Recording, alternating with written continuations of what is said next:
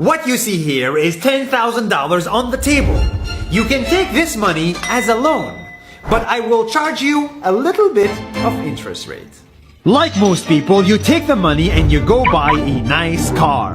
But in 10 years, it's time to pay me back. And because of interest rates, now you owe me $20,000 and not 10. You will say, I don't have money to give you. And if you don't, I take your car and a piece of your house.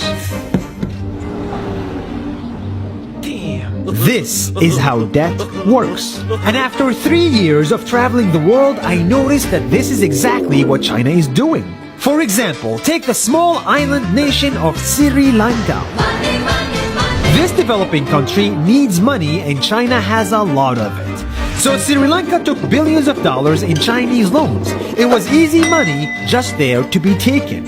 And with that, they built skyscrapers, highways, airports, and shipping ports. The country grew and prospered. But few years later, this easy money came with interest rates, and Sri Lanka was so much in debt that it couldn't pay back China its money.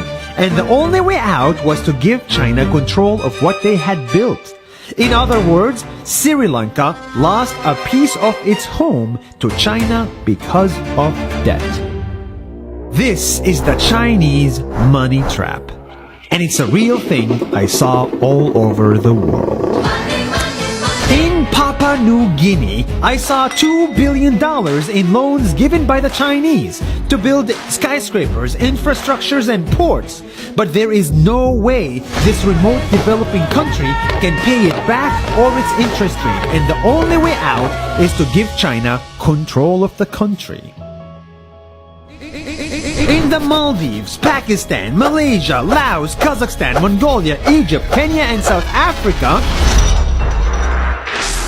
the same thing is happening, and many countries are struggling to pay back Chinese loans. If you look closely, all these infrastructure projects like highways, ports, and bridges connect to China through the sea or through the land to form something far bigger, far more powerful than just a bridge.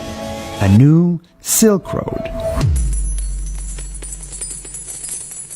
The world is already made by China, and I think slowly it will be owned by China.